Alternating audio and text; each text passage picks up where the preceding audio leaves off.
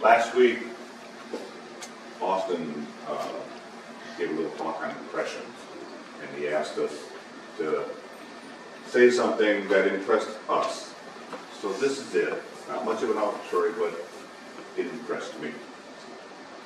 Many, many years ago, I umpired Little League. And if you've ever done that, you know it's a fun job. We were in the midst of a tournament game, and I was umpiring at second base. The young man came flying towards second, started his slide, the ball came, the tag went down, and he slid into the base. The crowd knew he was out, the defensive team knew he was out, the offensive team knew he was out, the umpires knew he was out, except for me, and I called him safe. And the tag happened that far away from the bag. Needless to say, the coach of the defensive team was not happy. And in those days, he had to go to the home plate umpire to be allowed to come on the field to talk to me. And he did.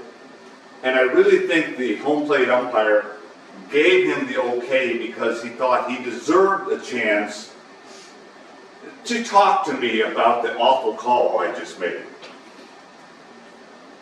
He came out. He got about as far as me from Dave. And these are 10 to 12-year-old boys, okay?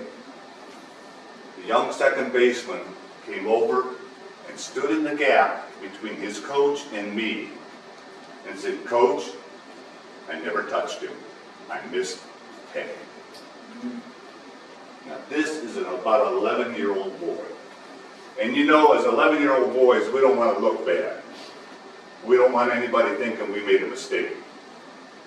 That young man had the grit, the determination, and the grace and the integrity to own up to his mistake. His coach just looked at him, looked at me, turned around and walked back to the bench. Now that boy made an impression on me, and it's been over 50 years. And you know, I always think, if he lived his life, or is living his life, as well as he did that moment, he has made impressions on more people than me. He played with grace and integrity. And wouldn't it be nice if we all